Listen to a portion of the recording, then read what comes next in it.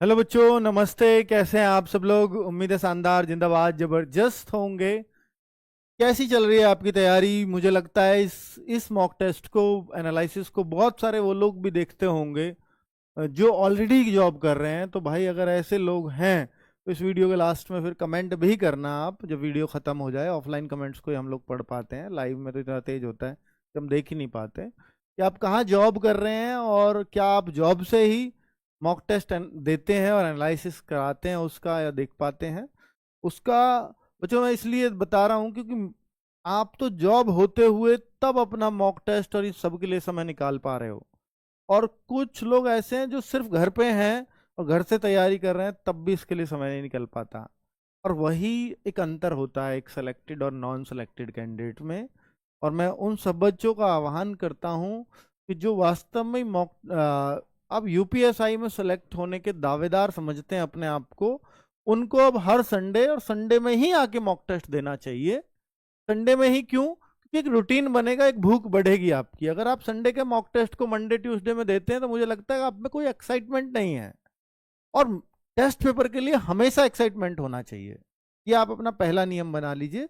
तब आप उस दिन से समझ लीजिएगा कि अब आपका ये मिशन बन चुका है, अब आपका जुनून बन चुका है। अगर आप केवल सब दे रहे हैं इसलिए दे रहा हूं मैं मॉक टेस्ट, पर देख लूंगा यार क्या स्कोर आएगा, तो ये जुनून नहीं है, ये काम समझ रहे हो, इसलिए मजा भी नहीं आ रहा है ना? चलो तो भाई, अगर आपको पढ़ाई में मजा आएगा, जुनून के साथ पढ़ोगे। जुनून पढ़ाई का नहीं होता, जुनून इस नौकरी का होता है, जुनून इस वर्दी का होता है, जुनून दो सितारों का होता है जो आपके कंधे पे लगेंगे। जुनून आपको अपने माँ बाप के सपने का होता है। जुनून ये होता है कि मैं भी अपने पिता का सर फक्र से उठा पाऊंगा एक दिन, जब मेरे पिताजी बोलेंगे मेरा बेटा भी दरोगा है। जुनून इस बात का होता है ना? अगर वो है तो आप हर उस बात को फॉलो करोगे जो आपको सिलेक्शन की ओर लेकर के जाएगी। और मैं अभी मतलब मैं हर मॉक टेस्ट में लगभग रिक्वेस्ट करता हूं आप लोगों से, फिर बोल रहा हूं कि अगर आप चाहते हो कि देखिए मैं आपको ऑनलाइन आपको डांट भी सकता हूं, लेकिन वो डांट का कोई असर नहीं होगा। पर आप में ना मतलब एक ऐसा होना चाहिए कि जो आपकी पढ़ाई की देखभाल रख सके, जो आपको पढ़ाई के लिए मोटिवेट कर सके, जिसका एक छोटा सा डर भी हो कि मेरे इस बार मार्क्स कम रह जाएंगे तो मैं इनको कैसे बताऊंगा, इनको बताऊंगा तो फिर इनके क्या बोलेंगे, इनके शब्द मुझ पे असर करेंगे। तो ऐसा कोई जरूर होता है आपके साथ, या तो आपका दोस्त होता है, या आपका भाई बहन, पिता, माता, कोई भी घर में जरूर होता है। तो आप उसको, या कोई रिलेटिव हो सकता है जो आपकी पढ़ाई का ध्यान रखता हो। तो मेरे भाई, आप ना स्पेशली बहनें, आप अपनी पढ़ाई की डोर उनके हाथों में दीजिए और उनको कहिए कि मेरी पढ़ाई कैसे चल रही है ये आपको अंकित भाटी सर बताएंगे, और मैं बताऊंगा उनको हर संडे कि आपकी पढ़ाई कैसे चल रही है। उनको आपकी पढ़ाई में इंटरेस्ट आ जाएगा, ये मैं बताऊंगा उनको। और फिर आपको ये बताने की जरूरत नहीं पड़ेगी कि मैं कितना कितना मैं सिलेक्शन के करीब हूँ, मुझे इतना समय और दे दो। बहुत बार मेरे पास बच्चे आते हैं, वो कहते हैं कि सर मेरे घर वाले मुझे समय नहीं दे रहे। भाई क्यों नहीं दे रहे? सर मैं 3 साल से तैयारी कर रहा हूँ, अब कह रहे हैं नौकरी कर, इतने दिन हम नहीं करा सकते तैयारी। उनके जिन लोगों ने आपको 3 साल तैयारी का समय दे दिया, क्या अगर आपके पास 6 महीने में आपको पता है उनको कि एग्जाम हो जाएगा, या 4 महीने में एग्जाम हो जाएगा, क्या आपको वो और समय नहीं दे सकते? नहीं सर नहीं दे रहे। भाई वो इसलिए नहीं दे रहे क्योंकि आप 3 साल भी उन्होंने ऐसे ही मांगे होंगे आपने, उनसे कह के करके मुझे और 6 महीने दे दो, मुझे और साल दे दो। भरोसा उठ चुका है आपके ऊपर से उनका। तो आपका भरोसा मैं बन सकता हूं अगर आप उनको ये वीडियो दिखाने को बोलो। देखिए मुझे मुझे ये नहीं है कि आप देखो ना देखो, पर उनको दिखा दो, क्योंकि आपका फर्क नहीं पड़ता, आप पे एक प्रेशर बनेगा। ठीक है, मुझे ये है कि सर आपके व्यूज बढ़ेंगे। भाई क्या व्यूज बढ़ जाएंगे? कितने बच्चे मान लेंगे मेरी बात? चलो ठीक है, 10,000 व्यूज बढ़ जाएंगे। 10,000 से मुझे क्या रुपए मिलेंगे? 100 रुपए भी नहीं मिलेंगे। पर भाई आपके फायदे, क्योंकि बच्चे को ये लगता है कि जब मास्टर कोई बात, हम लोगों ने ऐसा बना दिया है, शायद आपको सोचने को मजबूर कर दिया है कि हम कहेंगे ये भी देखो, वो भी देखो, वो भी देखो। पर आप देखो ना कि यार मैं इसलिए कह रहा हूं कि उसका फर्क ना आपकी पढ़ाई पर डायरेक्ट पड़ता है, क्योंकि ऑनलाइन में ना प्रेशर नहीं बनता आपके ऊपर। आपको कोई पूछने गचने वाला नहीं है यार, पूछते गचते हो तो आप अपने हिसाब से बता देते हो सामने वाले को, ठीक है। आपकी पढ़ाई कैसी चल रही है मैं बताऊंगा, वो आपसे मार्क्स हर बार पूछेंगे। एक प्रेशर बनवाओ अपने ऊपर, फिर आप देखो कैसे हफ्ते दर हफ्ते कितनी बढ़िया मेहनत करोगे, अपने आप करोगे आप, है ना। चलो आज के एनालिसिस पे आते हैं, पर ये छोटी मोटी बातें हैं पर ये बहुत जरूरी है आपसे करनी। और मैं मुझे लगता है कि इस एनालिसिस वाली वीडियो में हर हफ्ते आपसे कर पाऊंगा ऐसी बातें, जिससे आप में एक थोड़ी सीख आएगी। और मुझे लगता है कि आप ना ऐसा करोगे नहीं वैसे, आप क्यों अननेसेसरी प्रेशर क्रिएट करवाना चाहोगे अपने ऊपर, है ना। अब वो 6 महीने 4 महीने वाला बच्चा, उसको 4 महीने दे देंगे घर वाले, 3 साल दे चुके हैं आपको, बताओ क्यों नहीं दे रहे, क्योंकि आपने उनका भरोसा बार बार खोया है ना। चलो ठीक है भाई, आपको समझ आती हो तो बात कर लेना, बाकी तो मैं अब इतना ही कह सकता हूँ आपसे। मैं आज का पेपर की बड़ी शिकायत बच्चों में ये है कि सर टाइम कम पड़ रहा है, ये तो सुधारना पड़ेगा। अगर पेपर मुश्किल आ गया, क्या यूपी पुलिस आपको भर्ती बोर्ड 2.5 घंटे दे देगा क्या, ये बताओ मुझे। पेपर थोड़ा सा मॉडरेट आ गया, क्या आपको 1.25 घंटे मिल जाएंगे। या पेपर आसान आ गया, क्या 1.5 घंटे देंगे आपको, नहीं। आपको अगर पेपर मुश्किल आया है तो उसी में भी अच्छा स्कोर करना है, बाकी सबसे आसान आया है तो उसमें भी सबसे अच्छा करना है, यही एक कड़ी होनी चाहिए। अब ये पेपर आसान बनाओ जी या पेपर को टाइमिंग में करने वाला बनाओ, ये नहीं कर सकते हम आपको हर तरह से तैयार करेंगे ना, हमें थोड़ी ना पता है वहां कैसा आने वाला है, इसलिए सारे लेवल से गुजारना पड़ेगा आपको। अनएक्सपेक्टेड पेपर देने ही होंगे, टाइमिंग एक्स्ट्रा लगानी ही होगी, और उसी एक्स्ट्रा टाइमिंग को लिमिटेड टाइम करना है आपको। क्यों लग रहा है एक्स्ट्रा टाइम, और जो क्वेश्चन एक्स्ट्रा टाइम खा रहा है उसको हम समय से छोड़ करके क्यों नहीं आगे बढ़ रहे हैं, ये हमें सोचना है ना। चलो तो मैथ्स की मैं बात करता हूं, और मैं उन सब बच्चों को बता दूं कि ये मॉक टेस्ट हर संडे सुबह 6 बजे आपको एप्लीकेशन पे रोजगार विद अंकित ऐप डाउनलोड कर लो, free weekly mock test folder है, उसमें हर संडे सुबह 6 बजे आ जाता है। फिर आप किसी भी टाइम इसको दे लो, फिर उसके सॉल्यूशन आपको इस वीडियो के तुरंत बाद खुले हुए मिल जाएंगे, आप देख सकते हो कौन सा गलत हुआ कौन सा सही हुआ, है ना। तो देखिए मैं मैथ्स की बात कर लेता हूं। आज जो मैथ्स था 40 क्वेश्चन मैथ्स के इसमें होते हैं, और मैं ये कहता हूं कि भाई आज का जो मैथ्स था वो इतना था कि आप जो है आज के पेपर में 33 या 34 क्वेश्चन सही कर सकते थे। मैं मान सकता हूं कि ये तो क्वेश्चन इजी टू मॉडरेट, और जो मैं इजी टू मॉडरेट कहूंगा ना वो करने लायक होगा, उसको करने लायक कहूंगा।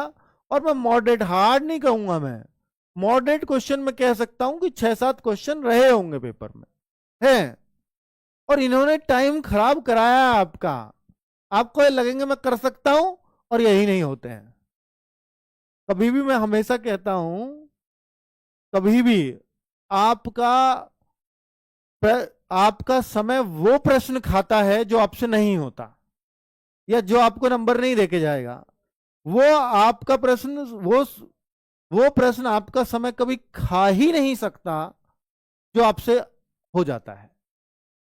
तो यानी अगर आपको लग रहा है कि मुझे एवरेज से ज्यादा समय लग रहा है या बाकी क्वेश्चनों से ज्यादा इसमें समय लग रहा है, और मैं कॉन्फिडेंट भी नहीं हूं ये हो भी पाएगा या नहीं, छोड़ दो, तुरंत छोड़ दो उसको वहीं, है ना। ये करना होगा तभी सेलेक्ट हो पाओगे आप, तभी टाइम कम, तभी बचा पाओगे अपना, है ना।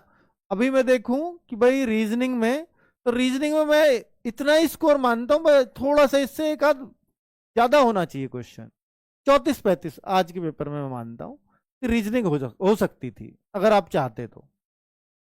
जीएस के पेपर में, जीएस का थोड़ा मैं कहूंगा कि मॉडरेट ही था पूरा paper, GS easy to moderate में है ही नहीं।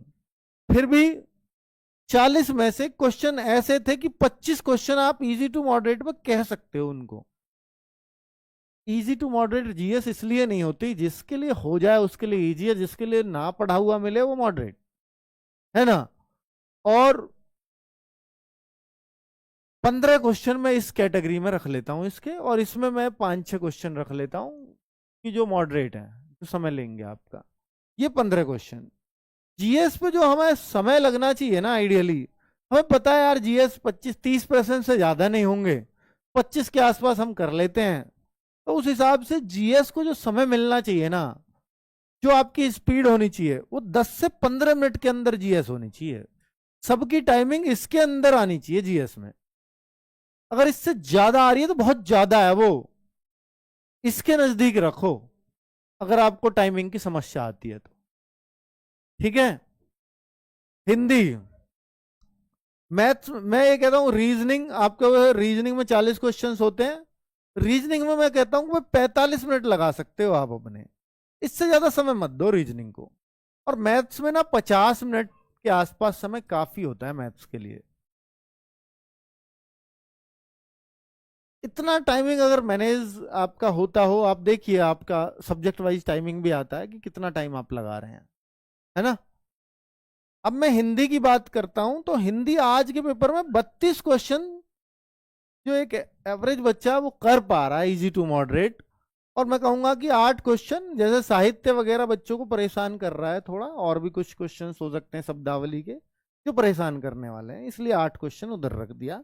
तो टोटल ये वाला स्कोर एक सेलेक्ट होने वाला स्कोर है। अगर मैं इसको जोड़ दूं, 2 5 7 4 11 3 14 और 3 और 1 4, 2 6 3 9 और 3 12, 124 क्वेश्चन बन जाते हैं, जो मैं कहूंगा कि आज के पेपर का सेफ स्कोर है, एकदम एकदम सेफ स्कोर। अब आप ये देखो कि आपका किस सब्जेक्ट में इससे कम बन रहा है, वो सब्जेक्ट आपका कमजोर है। आप कहो मेरी हिंदी इससे अच्छी बन रही है, बहुत बढ़िया चल रहे हो भाई। आप कहो सर मेरी जो जीएस है इससे अच्छी बन रही है, जीएस फिर आप अपनी कमजोर कहना बंद कर दो भाई। आप कहो सर मेरी रीजनिंग इससे अच्छी बन रही है, तो आप रीजनिंग कमजोर मत कहिए, मत पढ़ो फिर चैप्टर वाइज, आप सीधा बस प्रैक्टिस करो रीजनिंग की। रोज एक सेट लगा रहे हो बहुत है, नहीं लगा रहे तो भी ठीक है, हफ्ते में 2-3 कर लो, रीजनिंग काफी है। मैथ्स में इतना चल रहा है, बहुत बढ़िया है। अगर जिसमें भी आपका इनसे कम स्कोर आ रहा हो, तो आपको फिर उस पर थोड़ा ज्यादा ध्यान देने की जरूरत है। ठीक है, चलो। तो ये मैंने आपको टाइमिंग भी बता दिया कि कितना टाइम आपको खर्चना चाहिए इस सब्जेक्ट पे।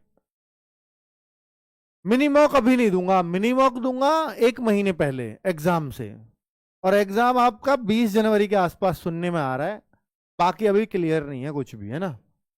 टोटल अटेम्प्ट्स पिछली बार जैसे ही हैं, 29,000 ही पिछली बार थे आई थिंक, इतने ही इस बार हैं।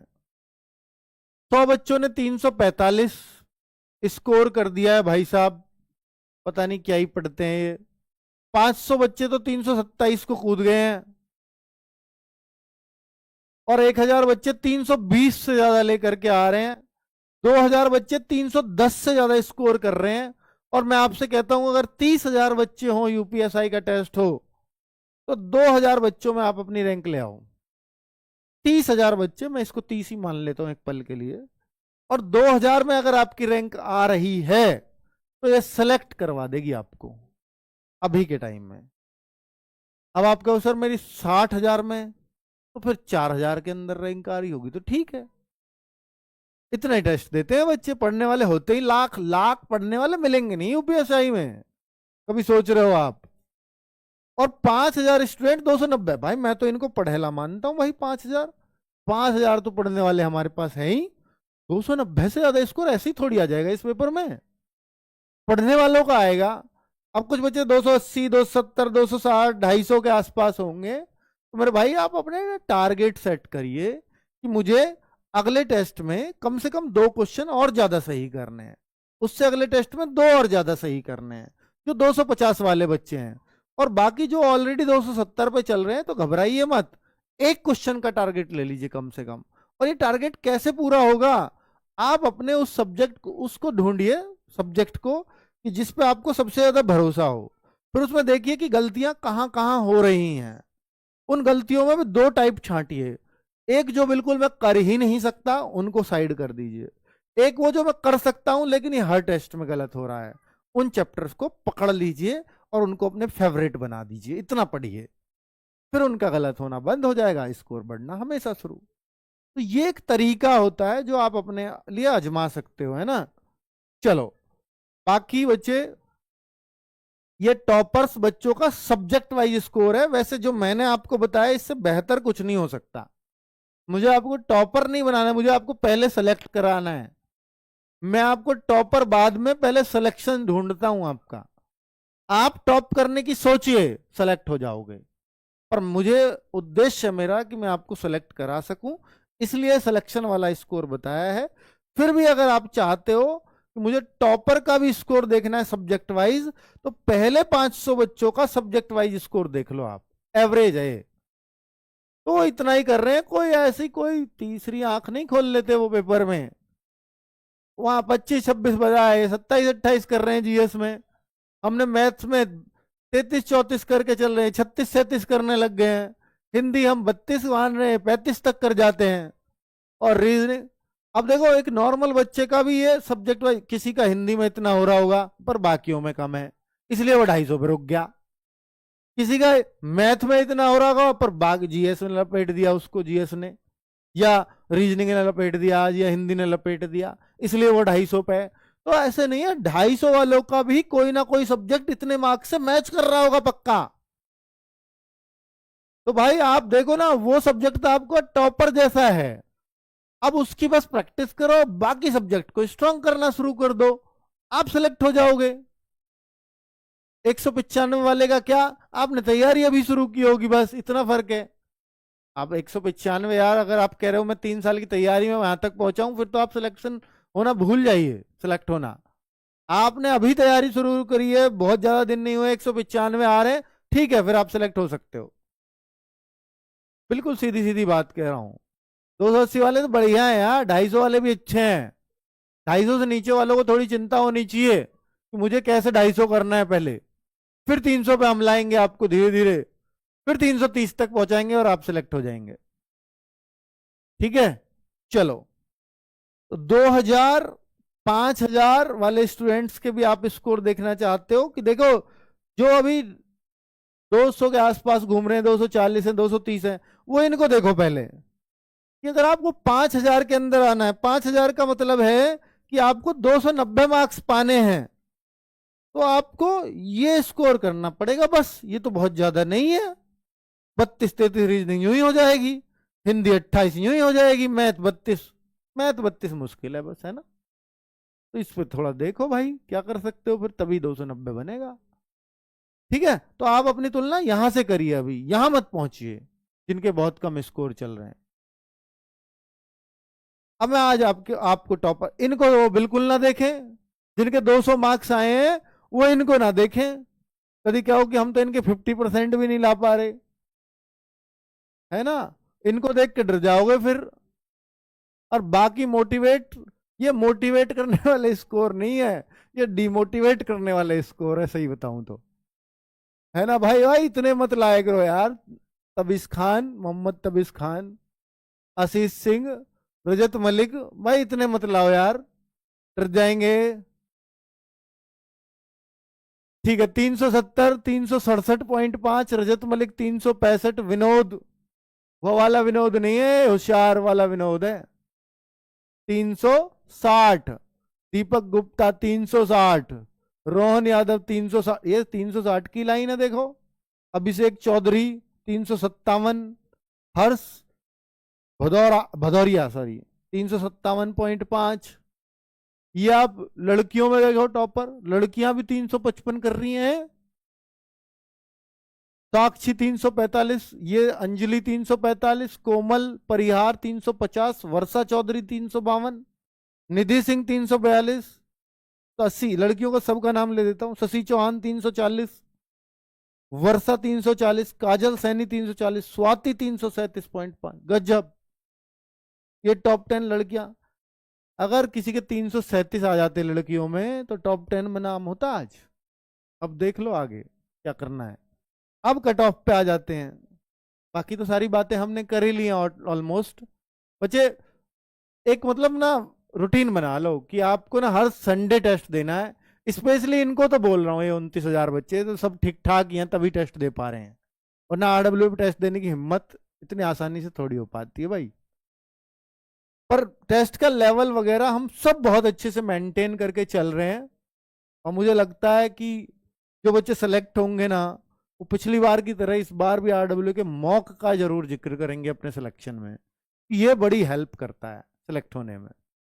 आज का आप मेल का कट ऑफ देखोगे तो मैं कहता हूं ये पेपर पुराना वाला जो पिछले संडे में किया ना मैंने रिव्यू, ऑलमोस्ट वैसा ही है। ये हो सकता है कि पहले हिंदी थोड़ी आसान थी तो मैथ्स थोड़ा टफ था, आज मैथ थोड़ा आसान है तो पहले तो मतलब रीजनिंग थोड़ी सी मुश्किल थी, तो इस तरह से तो हो सकता है। लेकिन ओवरऑल अगर मैं रिव्यू पाता हूं, ओवरऑल मैं स्कोर पाता हूं, टोटल स्कोर पाता हूं, तो पिछले जैसे ही मुझे मिलते हैं। बहुत सारे बच्चों का मैंने रिव्यू करके देखा, हालांकि एक आध अपवाद ऐसे भी हैं जो पिछली बार 315 थे, इस बार 290 ही रह गए, ऐसे भी हैं, है ना। तो ऐसे अपवाद तो मिल जाएंगे, इसमें कोई शक नहीं है। पर फिर भी मैं पिछले जैसा ही इसको कहूंगा, तो मैं यहां 308 310 के आसपास ही इसका कट ऑफ लगा करके चलूंगा। पहले भी 307-8 करा था मैंने शायद, है ना। अब तैयारी बढ़ रही है, एक आध तो बढ़ा के चलेंगे हम भी। फीमेल के लिए मैं यही कट ऑफ 300 के आसपास मैं मानता हूं कि एक अच्छा स्कोर होगा। बाकी सेफ स्कोर मैंने सब्जेक्ट वाइज आपको बता ही दिया था कि ये होना चाहिए। तो भाई आप देखो आप कहाँ कहाँ हो, कितने का दूर कितने पास रह गए इससे। चलो एमपी से हैं, 310 है, बहुत बढ़िया है, बहुत बढ़िया है भाई साहब। चलो और एक बार फिर 3 नंबर से रह गया। ऐसे बहुत सारे बच्चे अभी कमेंट करेंगे तुम्हें जो ऑलरेडी यूपी पुलिस में नौकरी कर रहे हैं, और हमारी यूपी पुलिस की एक भी कट ऑफ में पास नहीं हुए थे, वो एक में भी नौकरी कर रहे हैं। तो इसका मतलब ये नहीं है कि आप कट ऑफ में नहीं आ रहे, आप सेलेक्ट होने लायक ही नहीं है, पर नहीं आ रहे, ठीक है। पर इसमें जो आ रहे हैं वो तो है ही सेलेक्ट हो, वो तो अधिकतर चांस होते हैं कि वो हो जाते हैं सेलेक्ट। पर जो इसमें नहीं आ रहे वो भी होते हैं, तो इसलिए परेशान होने की जरूरत नहीं है, अपनी पढ़ाई करिए। थैंक यू वेरी मच, नमस्ते।